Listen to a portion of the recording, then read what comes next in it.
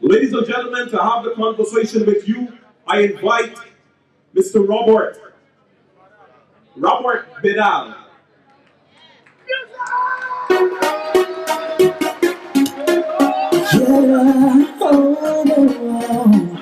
It's time, we're going to change.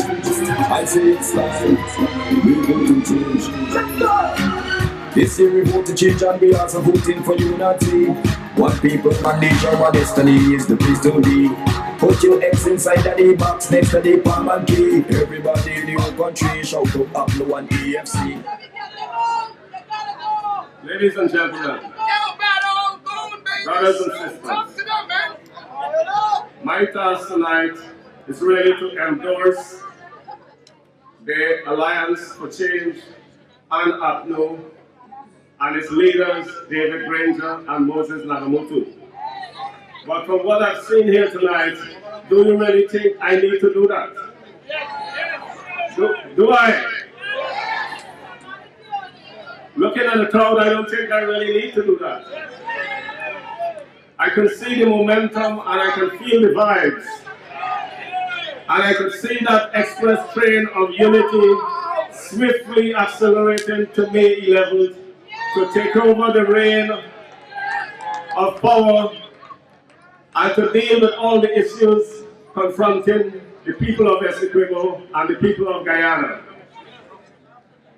Now, forgive me, but I haven't been on the coast for more than 12 years. And what I see here tonight, I'm bewildered. I really don't know what happened tonight or if this has been a gradual change over the years. But I've seen the yellow and the green has become the colors of Essequibo. When did that happen? I don't know. It seems a mystery to me.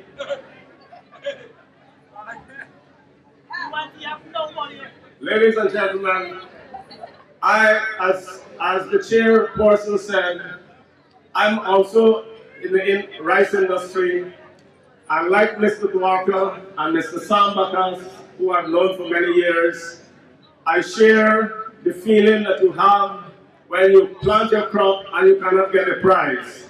When the price you're given is a price that is directed and dictated. When the price that is given has no bearing to your costs, has no bearing to the market price. And I share that, I see it in my farmers every time they bring paddy. But you know what? I don't pay any $500. This crop I pay toward $400. I start the crop with toward $400, and I'm now paying toward $200. And come by the end of next week, all my farmers receive a full check, as is usual with my company. So I believe that a lot better could be done, you know, to remove the discontent, to remove the rift between millers and farmers. And it takes leadership to do that. It takes inspired leadership and direction, and that's what our two leaders, David Granger and Moses Nagamutu, will bring to the fore. After 23 years in government, there is little to show for the billions of dollars that has been spent and the huge sacrifices made by every Guyanese. Look at our roads today, the infrastructure of roads, of drainage, of daily robberies. One cannot feel safe in their homes anymore.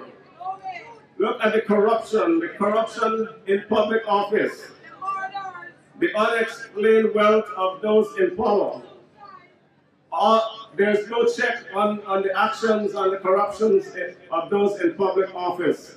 Look at their lifestyle, their cars, their mansions, multiple mansions, and the only reason for that is because you have been deprived. And you have been deprived for a long, long time. Those in public office have little regard to the interests of the young Guyanese. They behave as though they own us. They are lawless and operate above the law. In a totally authoritarian fashion, They levy high taxes, spend our money as if it belongs to them for the exclusive benefit of themselves and their friends. I'm a businessman, and it's not usual for a businessman to be at a function like this. There have been many cases of businessmen being victimized, being harassed, your business being targeted. But you know what? Brother talk about fear, and we have to conquer fear. For a long time now, when I travel, I see Guyanese sitting on a bench at the airport. We got to go to distant land to make a living, on and on. The migration is so high. And for me to sit back in Georgetown comfortably and say nothing because someone is watching and someone is setting the rules that I cannot raise my voice, that is not me.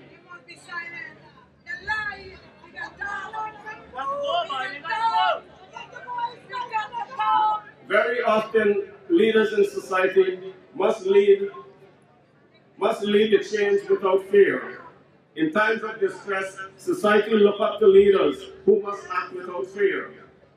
It is at this juncture, I believe the captains of industry have a duty to raise their voices against racial and corrupt regime.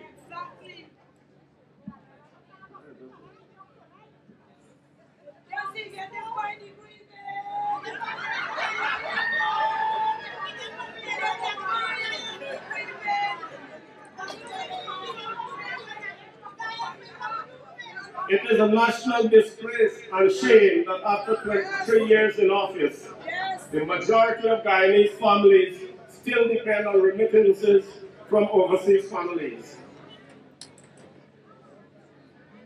It is a disgrace and shame after 23 years in office, we cannot provide reliable electricity for our kids to do their homework and cannot feel safe in our own home.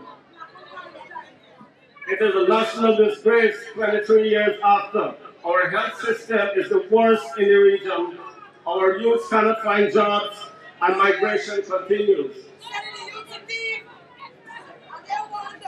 It is a shame that basic democratic institutions to ensure integrity in public office are absent. It is a shame and national disgrace that 23 years after, our city is the dirtiest in the world. Ladies and gentlemen, you know only too well how incompetent the group of PPP leaders are. But when unchecked corruption is combined with incompetence, everything gets destroyed. Essequibo is bankrupt because of poor decisions and corruption surrounding the $200 million Kelvin sugar expansion, the supply of pumps and the Enmore packaging facility under successive PPP ministers of the government. NIS is insolvent as a result of $30 million given by the administration to Clico. The $30 million fiber optic project running the cable from Brazil is nowhere to be seen. It's still coming. It's still coming. After $58 million on the Marriott Hotel, as Sam alluded to, Still coming. Still building. we still have to find $50 million per month to pay the operating expenses of the Marriott Hotel. Still building. That will amount to $600 million a year. When we put the GT&T money there, from which we were getting $500 million a year from GT&T. And I could go on and on, but you know what? It is your money. And it's your money that has gone down the drain, and you are the one that has to act against this regime. Contrast this with the sacrifices you have made. When you work, 30% taxes is deducted from your salary. It is deducted and given to the government before you receive your salary. And 16 VAT is 49. When you go and shop, you have to pay 16% VAT. 49. Everything is VAT. When you buy a car, you have to give the government one car free in taxes. When you buy an SUV, you got to give them 2 SUV free in taxes. This is outright robbery and must not be tolerated. Brothers and sisters, this election is not about David Granger or Moses Nagamutu or Kemraj Ramjatan. This election is not about the PPP or Mr. Donald Ramatar. This election is about you. It is about you changing the course of this country. It is about you finding credible, honest leaders that will have policies that will give you a better life. For too long you've been deprived. Many of you have kids to send to school and cannot afford university education. Many youths coming out of university cannot find jobs. But this is in your hand, and you must come out on May 11th and mark your X against the Unity Party. Imagine living in a country where there is no blackout.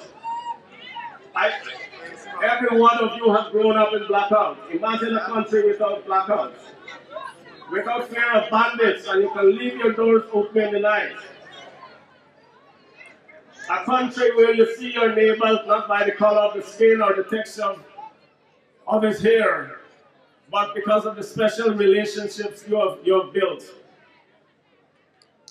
Imagine a country that has policies where you can start a business and retain much of the profits of that business rather than giving it to the government. Imagine a country where your kids coming out of school can find immediate employment and can keep more of their salaries and wages rather than paying 30% in taxes and 16% in VAT. That is what the APNU AFC Alliance brings. A group of competent, honest, committed professionals with the capacity to bring change and implement policies to stimulate growth. A group, this Unity Party is a group that has vigorously fought the excessiveness of government spending and corruption in Parliament. A group that would implement sound governance practices and would restore confidence, ensure transparency and accountability in the use of our resources. A group that within 100 years in office have committed to reduce our taxes and increase our wages and salaries.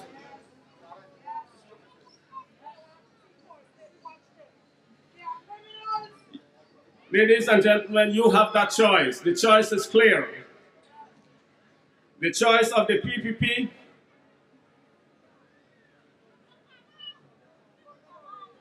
that exists and controlled by a few for the financial gain of a few, or the AFC APNU, a group of professionals with your interests at hand. The choice of a people with bankrupt ideas that thinks within the box, or a group of sincere, educated professionals with expert opinions to generate a better country and life for all. There are some within the PPP I'm hearing that say you should not trust David or you should not trust Moses.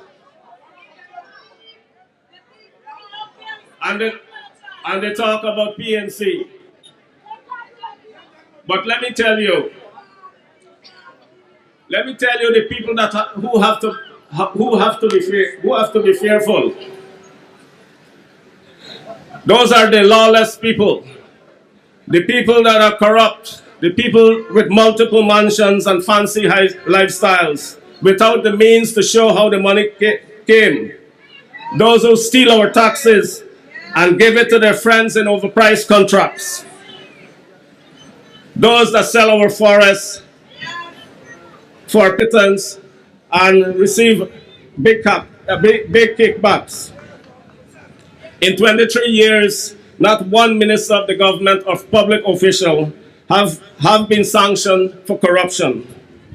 Look at Trinidad, right across 1 hour away from us, and see ministers being fired. Every month, so far that government has fired more than a dozen ministers. Look at China. The new premier has already initiated more than 100,000 investigations, and many have been jailed and many have been fired. It is time, ladies and gentlemen, it is time to select David Granger and Moses Nagamutu to lead us from here. Long live the AFC APNU Alliance. Long live the people of Essequibo and the people that will move the unity train forward. May God bless you.